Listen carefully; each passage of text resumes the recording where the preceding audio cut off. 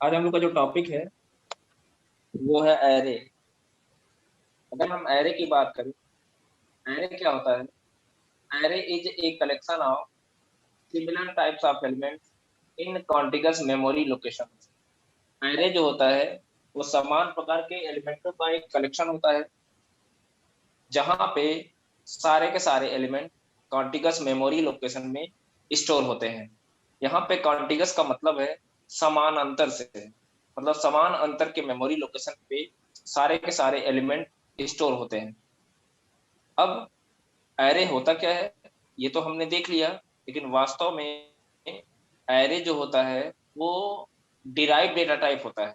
Derive data type क्या होता है? इसके पहले हम लोग ने डेटा टाइप के बारे में इसके पहले हम लोगों ने डेटा टाइप का कॉन्सेप्ट पढ़ा था।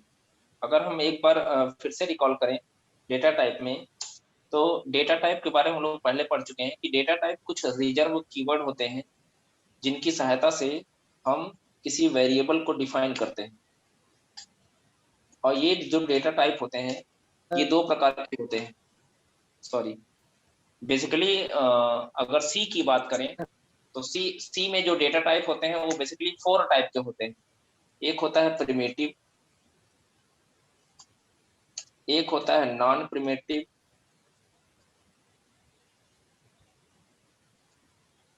एक आपका होता है यूजर डिफाइंड, एक आपका होता है वाइड। कुल चार प्रकार के डेटा टाइप होते हैं।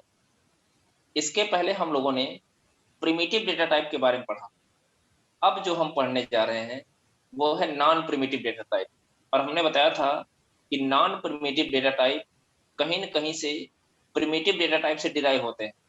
क्योंकि non primitive data type primitive data type से डिराइव होते हैं, इसलिए इनको डिराइव्ड डेटा टाइप के नाम से भी जाना जाता है।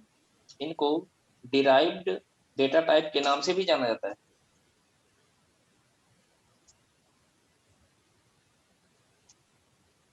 नॉन प्रिमिटिव डेटा टाइप को हम लोग डिराइव्ड डेटा टाइप भी कहते हैं।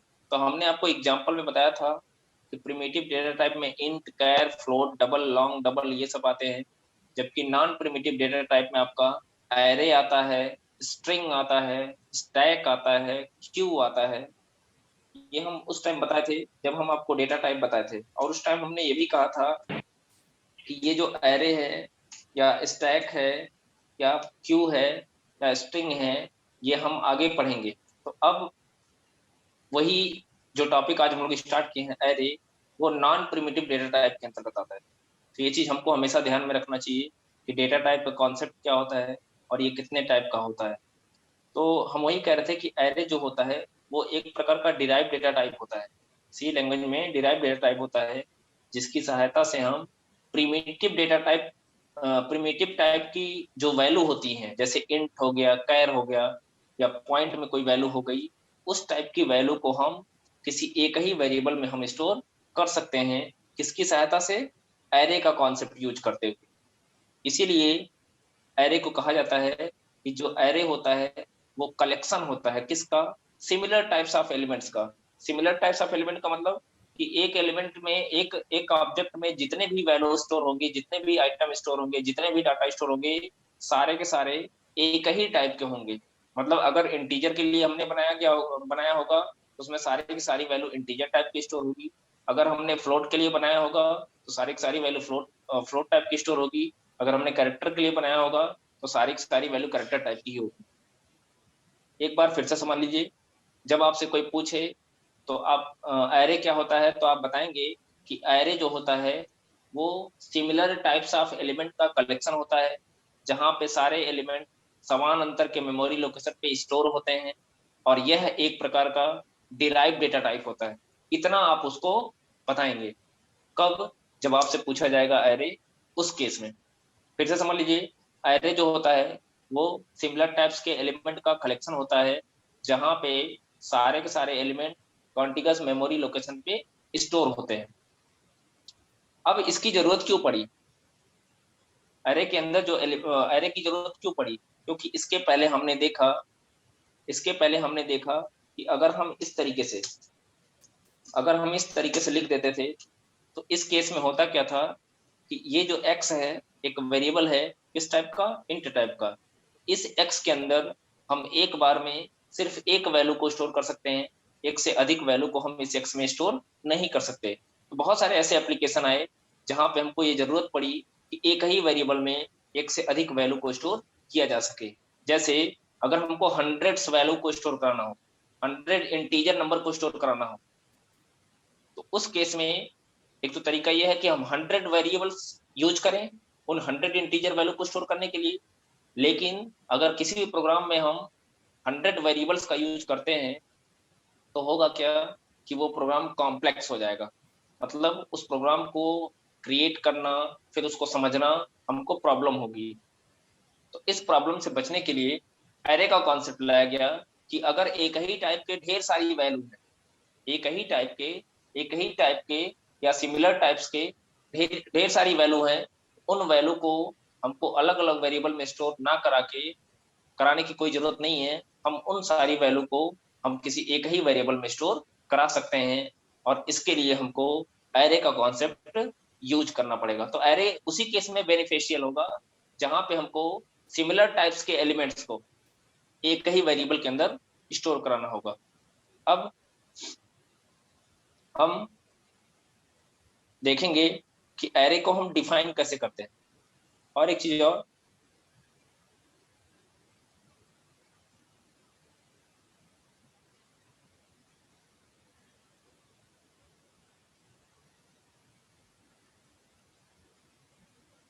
इसमें एक चीज और बताना था हमको कि एरे के अंदर जो एलिमेंट्स होते हैं, एरे के अंदर जो एलिमेंट्स होते हैं वो किसी न किसी इंडेक्स नंबर पे स्टोर होते हैं। इसमें एक चीज मैं ऐड करना चाहता हूँ कि all elements of an array are associated with an index number. In C language,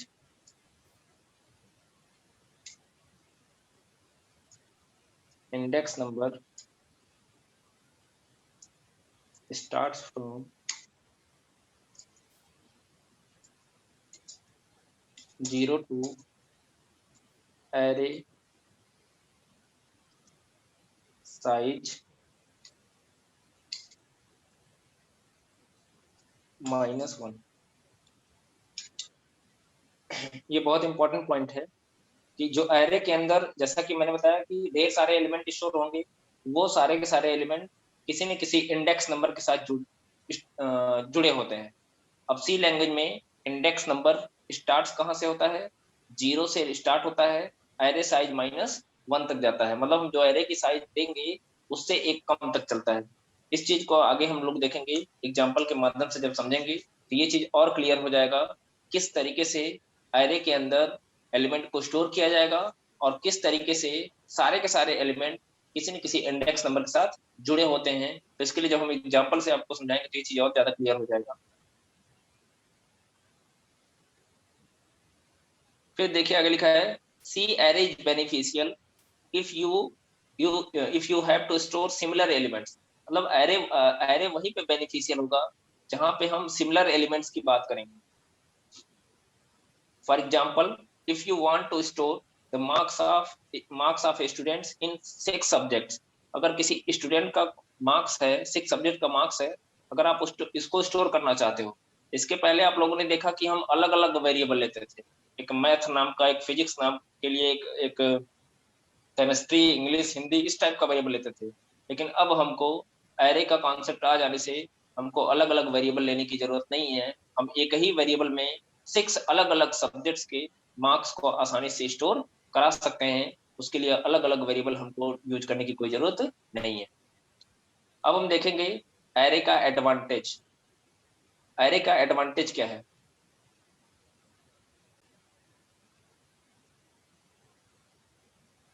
array के इस डिफिनेशन को समझने के लिए, पूरे के पूरे डिफिनेशन को समझने के लिए हम क्या करते हैं, एक 1D एरे लेते हैं एरे बेसिकली टू टाइप का होता है, एक 1D एरे होता है, एक मल्टी डायमेंशनल एरे होता है। तो 1D मल्टी डायमेंशनल में 2D आ गया, 3D आ गया, इस टाइप का एरे आएगा। तो हम 1D एरे को डिफाइन करके फिर आपको इस डिफिनेशन को फिर से आपको एक्सप्लेन करते हैं तो ज्यादा क्लियर हो जाएगा। तो हमने क्या किया, यहाँ पे एक एरे डिफाइन कर लिया। तो जब भी किसी एरे को डिफाइन करना होगा तो सबसे पहले हम लिखते हैं डेटा टाइप, उसके बाद वेरिएबल का नाम, फिर उसके बाद उसकी साइज। साइज जब कभी देंगे तो इस तरीके से स्क्वायर ब्रैकेट में देते हैं। तो अगर इस तरीके से लिखा गया है कहीं तो उसे कहा जाएगा कि x, चूंकि वेरिएबल का नाम x है तो यहाँ पे कहा जाएगा कि यहाँ पे x एक एरे है। किस टाइप का, किसका एरे है, इंटीजर्स का एरे है। इंटीजर्स का एरे होने का मतलब ये हो गया कि x के अंदर जो वैल्यू स्टोर होगी वो सारी की सारी वैल्यू इंटीजर टाइप की होगी। अब इसके केस में मेमोरी का एलोकेशन कैसे होता है उसको देख लिया जाए तो ज्यादा क्लियर हो जाएगा। इस केस में इस टाइप का अगर हमने एरे में डिफाइन किया है, एक्स के लिए मेमोरी में कुछ इस टाइप का स्पेस बनता है।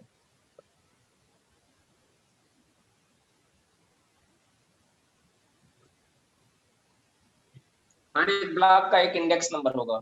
और जैसा कि मैंने आपको बताया है डेफिनेशन में कि सी लैंग्वेज में जो इंडेक्स नंबर होता है वो स्टार्ट होता है कहाँ से, 0 से, एरे साइज -1। तो एरे की साइज चूंकि 5 दी गई है इसलिए इंडेक्स नंबर 0 से स्टार्ट करते हैं, 1 2 3 और 4। तो देखिए 0 से स्टार्ट हुआ, साइज कितनी थी 5, तो 5 से एक कम तक इंडेक्स नंबर चला। अब यहाँ पे इंट का क्या मतलब है, अच्छा एक चीज और, इस पूरे जो ब्लॉक का नाम है, इस पूरे ब्लॉक का नाम क्या है, एक्स। एक्स के लिए एक बड़ा सा ब्लॉक बना, वो ब्लॉक 5 सब ब्लॉक में डिवाइड हो गया, मतलब जितने साइज दी गई होगी उतने सब ब्लॉक में वो डिवाइड हो जाएगा। अब इन ब्लॉक्स में किस टाइप की वैल्यू स्टोर होगी, सिर्फ और सिर्फ इंटीजर टाइप की वैल्यू को स्टोर किया जा सकता है, बाकी कोई वैल्यू को हम स्टोर नहीं कर सकते। तो अगर मान लीजिए यहाँ पे हमको वैल्यू स्टोर करना है, हम स्टोर कर देते हैं इसे डायरेक्टली। आगे हम लोग देखेंगे किस तरीके से एरे को इनिशियलाइज किया जाता है। यहाँ पे मैंने दे दिया 20, यहाँ पे मैंने दे दिया 5, कुछ भी ऐसे रेंडमली ले लेते हैं। यहाँ पे लिख दिया मैंने 17, यहाँ पे मैंने लिख दिया 15, यहाँ पे मैंने ले लिया 6।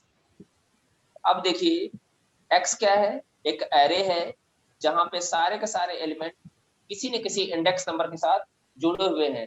जैसे देखिए x 10 जुड़ा हुआ किससे, 0 से, 5 जुड़ा हुआ है किससे, 1 से, 17 किससे जुड़ा हुआ है, 2 से, 15 जुड़ा हुआ है 3 से, और 6 जुड़ा हुआ है 4 से। इस तरीके से हम एरे को यहाँ से आसानी से डिफाइन कर सकते हैं। एक बार फिर से डेफिनेशन दीजिए, देख लीजिए। जैसा कि मैंने कहा है कि एरे जो होता है वो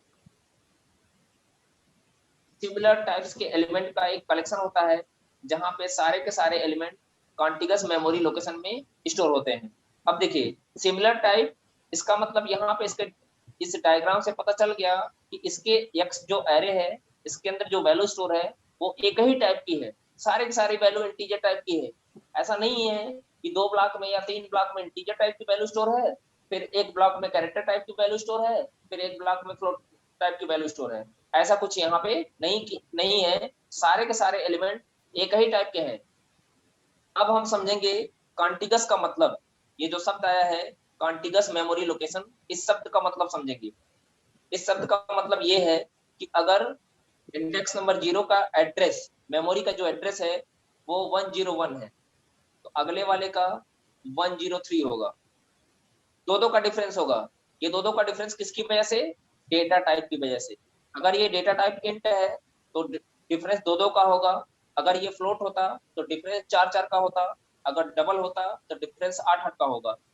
तो ये जो मेमोरी लोकेशन के बीच का जो डिफरेंस होगा वो कितना होगा, वो डिपेंड करेगा डेटा टाइप के ऊपर। तो अभी फिलहाल डेटा टाइप इंट है इसलिए जो ये जो डिफरेंस होगा ये दो का होगा। इसका 107, इसका हो गया 109। अब देखिए एरे एक्स एरे है जहां पे सिमिलर टाइप यानी इंटीजर टाइप के सारे एलिमेंट स्टोर हैं और सारे के सारे एलिमेंट कॉन्टिगस मेमोरी लोकेशन पे स्टोर है। कॉन्टिगस कैसे है? क्योंकि देखिए इसके इसके बीच का डिफरेंस कितना है, 2 का है। इसके इसके बीच का डिफरेंस कितने का है, 2 का है। इस मेमोरी इस इसके इसके बीच का डिफरेंस कितने का है, 2 का है। मतलब पूरे के पूरे मेमोरी के बीच का जो डिफरेंस है वो 2-2 का है। अब इसमें देखिए आगे क्या लिखा है, array is derived data type in C language which can store primitive type of data such as integer, int, char। अभी देखिए array के अंदर हम किस टाइप की वैल्यू को स्टोर किए हैं, int टाइप की वैल्यू को स्टोर किए हैं।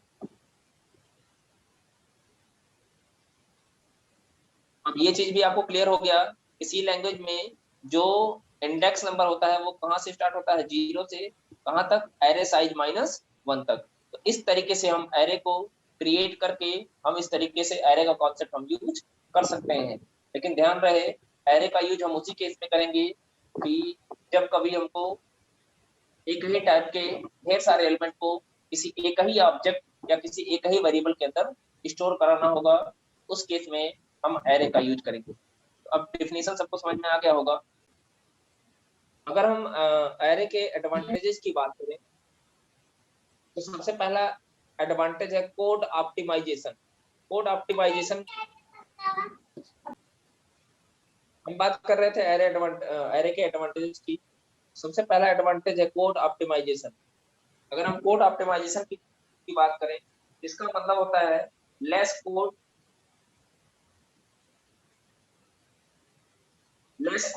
Is required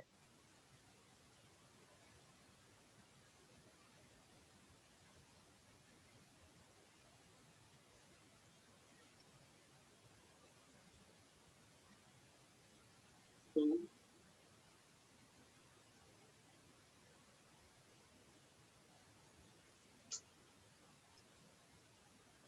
less code is required to write the program। Less code is required to write the programme.